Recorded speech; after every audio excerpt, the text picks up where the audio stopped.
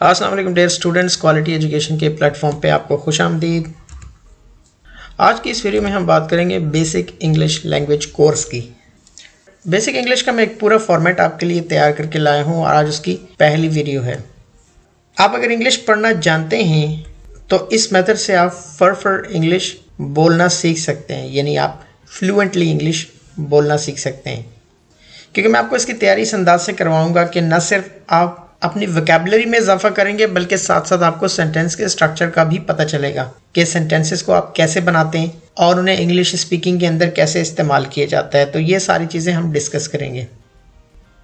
हमारे लेक्चर का फॉर्मेट कुछ इस तरह से होगा, यानी मैं बिल्कुल बेसिक से आपको बताऊंगा कि नाउन प्रोनाउंस को आप कैसे इस्तेमाल करते हैं, आपको सेंटेंस के स्ट्रक्चर के बारे में पता होगा और बहुत ही सिंपल सेंटेंसेस से मैं आपको स्टार्ट करवाऊंगा और फिर आहिस्ता आहिस्ता मैं आपको बड़े सेंटेंसेस की तरफ लेकर जाऊंगा ताकि आप उन्हें अपनी प्रैक्टिस में लेकर आएंगे। तो चलिए लेक्चर का बाकायदा आगाज़ करते हैं, लेकिन इससे पहले अगर आपने चैनल को सब्सक्राइब नहीं किया तो इसे सब्सक्राइब कर दीजिए ताकि आप चैनल से जुड़े रहें और बेल के आइकन पर ज़रूर क्लिक कीजिए ताकि अगर मुस्तकबिल में इस तरह की वीडियोस में अपलोड करता हूँ तो उनका नोटिफिकेशन आपको वक्तन फ़वक्तन मिलता रहेगा। तो चलिए बढ़ते हैं अपने पहले पेज की तरफ। जब आप किसी से बात करते हैं तो तीन चीज़ों का जिक्र करते हैं, या आप अपने बारे में बात करते हैं, या किसी के बारे में बात करते हैं, या हालात के बारे में बात करते हैं। तो ये तीन चीज़ें आपकी डिस्कशन में होती हैं आपकी रोज़मर्रा ज़िंदगी में। जब आप अपने बारे में बात कर रहे होते हैं, किसी को बता रहे होते हैं, तो आप कैसे बात करते हैं वो मैं आपको बताता हूँ। इंग्लिश में आप अपने लिए एक प्रोनाउन इस्तेमाल करते हैं आई। आपका अपना एक नाम होता है, उसे आप नाउन कहते हैं। जैसे अली एक नाउन है, लेकिन अली या आप अगर अपने आप को रेफ़र करते हैं, अपने बारे में बात करते हैं, तो आप इंग्लिश में इस्तेमाल करते हैं आई। और हमेशा आप आई के साथ एम को इस्तेमाल करते हैं। आई का मतलब होता है मैं। जब आप कहते हैं आई एम तो इसका मतलब होता है मैं हूँ। और ये भी याद रखेंगे इंग्लिश में अंग्रेज़ लोग कंट्रैक्शंस को इस्तेमाल करते हैं। रिटन इंग्लिश में भी हर जगह आपको कंट्रैक्शंस मिलेंगी। अगर आई एम आप कहते हैं तो उसे आप कंट्रैक्शन में लिखते हैं आई एम। I am. आपको कोई ये बोलते हुए नज़र नहीं आएगा आई एम, सब कहेंगे आई एम। तो इसलिए आप भी इसे याद रखिए। इसका स्ट्रक्चर बड़ा ही सादा होता है, यानी आप यहाँ पे आई प्रोनाउन इस्तेमाल करते हैं या कोई नाउन इस्तेमाल करते हैं, अपना नाम इस्तेमाल करते हैं, किसी का नाम इस्तेमाल करते हैं या किसी के नाम की जगह अल्फाज इस्तेमाल करते हैं जिन्हें आप प्रोनाउंस कहते हैं। फिर आप उस हिसाब से यहाँ पे चेंजेस लेकर आते हैं, लेकिन आखिर में आप फिर नाउन इस्तेमाल करते हैं बताने के लिए। तो अगर आप आई इस्तेमाल करेंगे, अपने बारे में बात कर रहे हैं, तो उसके साथ आप एम लगाएंगे और फिर नाउन का इस्तेमाल करेंगे। जैसे आप कहते हैं मैं लड़का हूँ, तो इंग्लिश में आप कहेंगे आई एम अ बॉय। आई आपने उसके साथ एम लगाया, हमने कंट्रैक्शन की फॉर्म में लिखा और फिर आपने नाउन इस्तेमाल किया boy. I am a boy, मैं लड़का हूँ। अगर आप कहेंगे मैं लड़की हूँ तो I am a girl, I am man, I am a women, I am a baby. तो ऐसे करके आप इसे इस्तेमाल करते हैं। फिर आप ये भी कह सकते हैं I am 10 years old, I am 20, 30, 50 years old, जैसे भी हो।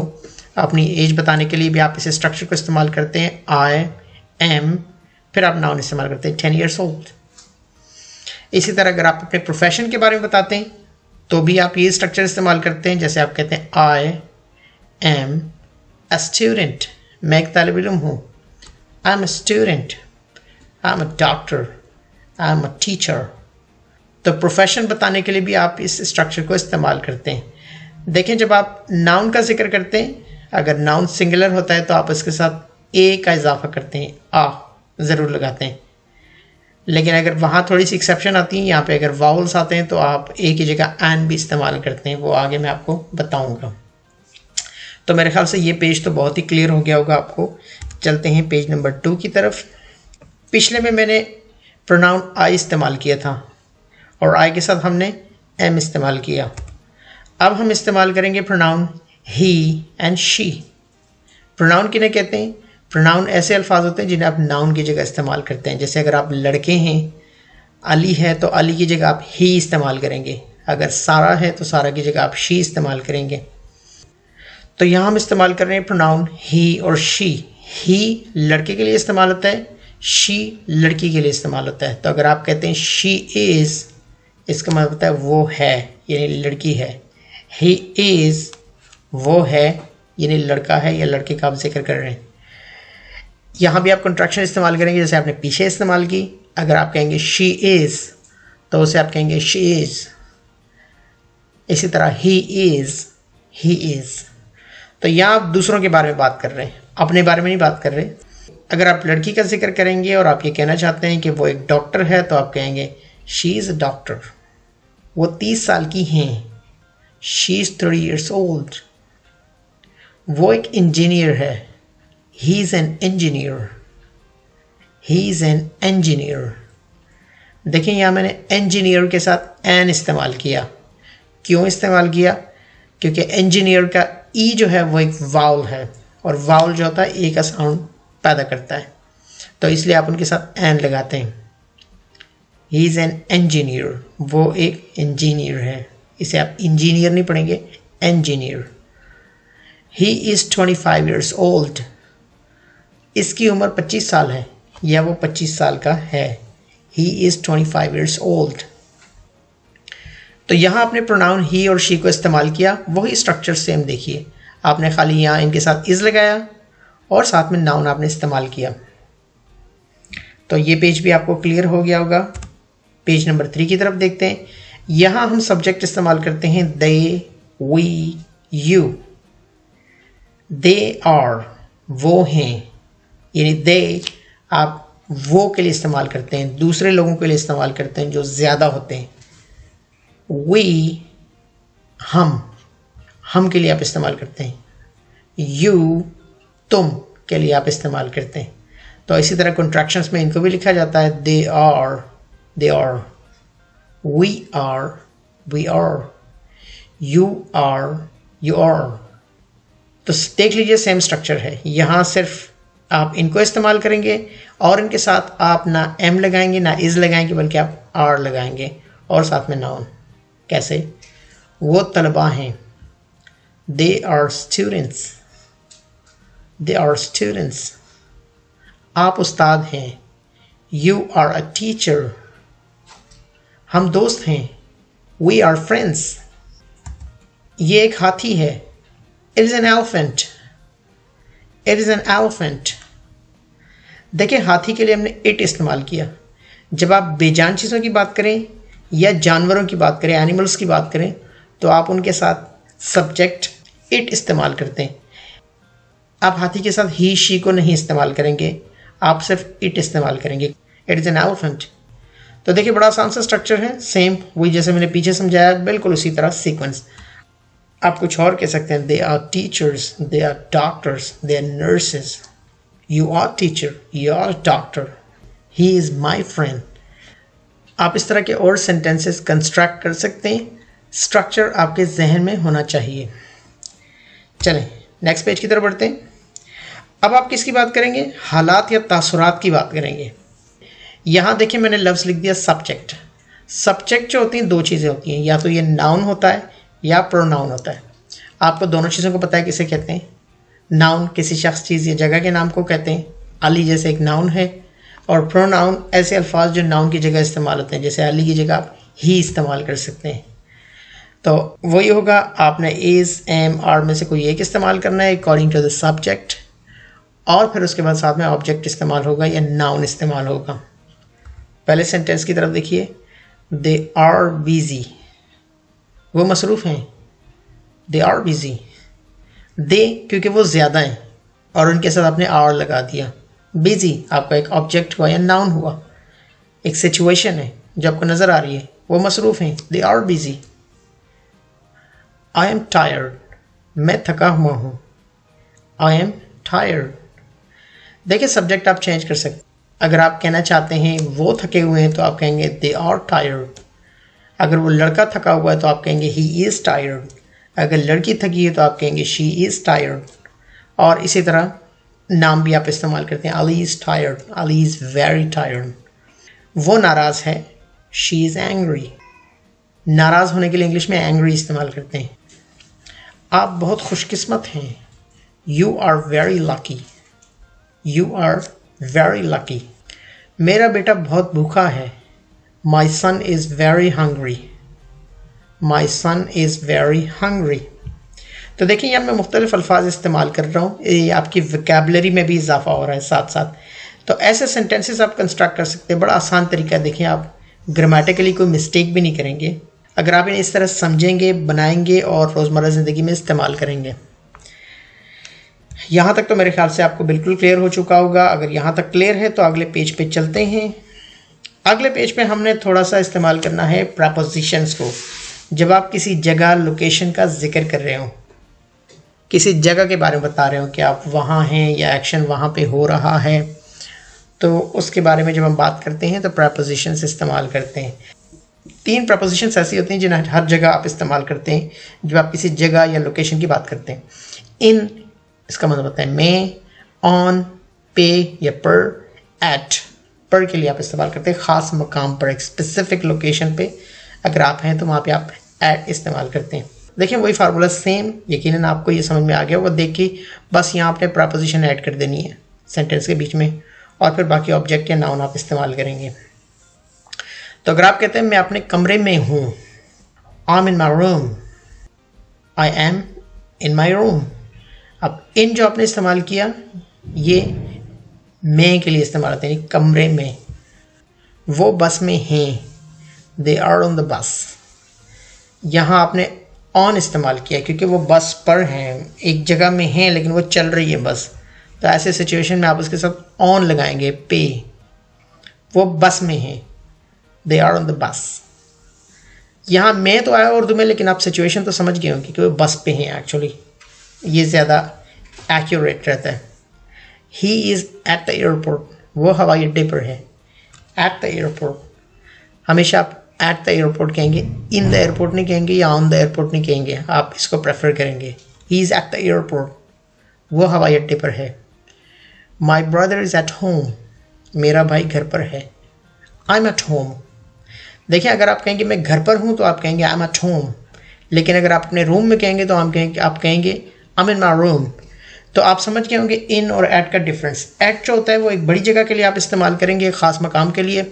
उसके अंदर अगर एक स्पेसिफिक लोकेशन की बात करेंगे तो आप वहाँ पे इन इस्तेमाल करेंगे। हम मीटिंग में हैं, we are in the meeting.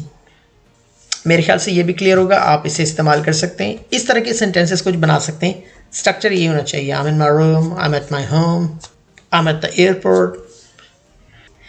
चलें आगे बढ़ते हैं, अगले पेज की तरफ देखिए।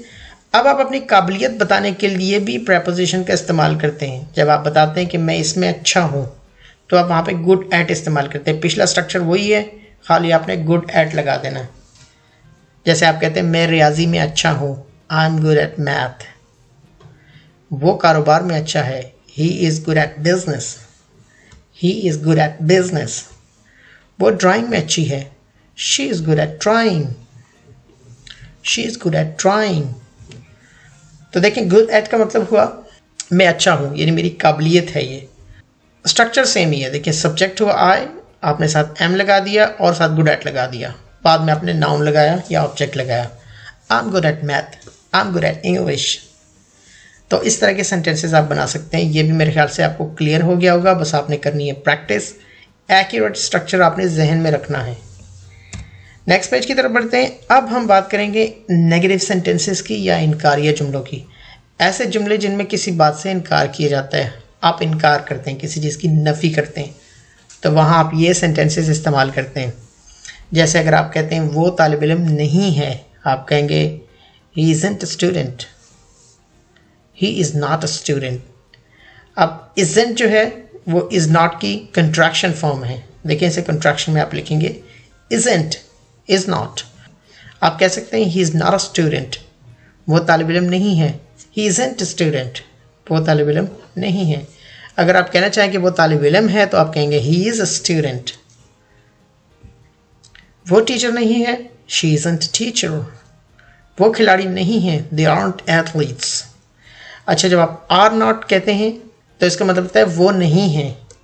इसे कंट्रैक्शन में आप कहेंगे aren't, aren't. They aren't athletes, वो खिलाड़ी नहीं है, दे आरंट एथलीट्स। तो ये भी आपको क्लियर हो गया होगा। आपने नॉट सिर्फ लगा देना है इन हेल्पिंग वर्ब्स या ऑक्सिलरी वर्ब्स के बाद। अगले पेज की तरफ बढ़ते हैं और बात करते हैं सवालिया जुमले या इंटरोगेटिव सेंटेंसेस की। ऐसे जुमले जिनमें सवाल किया जाता है, यानी आप सवाल पूछते हैं किसी से, कोई आपसे सवाल पूछता है या सवाल किया जाता है, तो वहाँ आप क्या करते हैं, इज़, एम या आर को शुरू में लगा देते हैं और आखिर में सवालिया निशान लगाते हैं।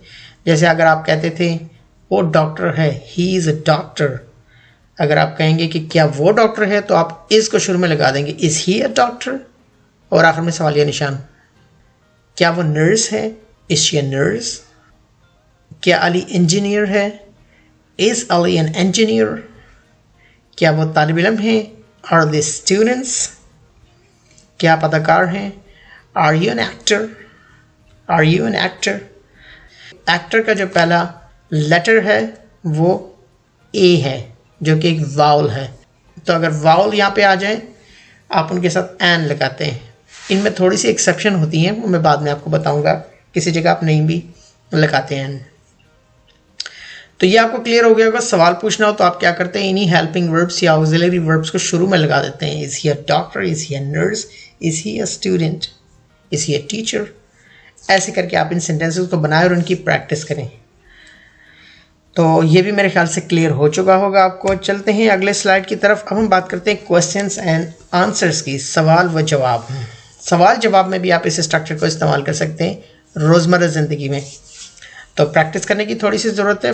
फॉर एग्जाम्पल आपको एक इमेज नज़र आ रहा है, आप कहते हैं इज़ जिम अ बिजनेसमैन, क्या जिम एक बिजनेसमैन है, इज़ जिम अ बिजनेसमैन।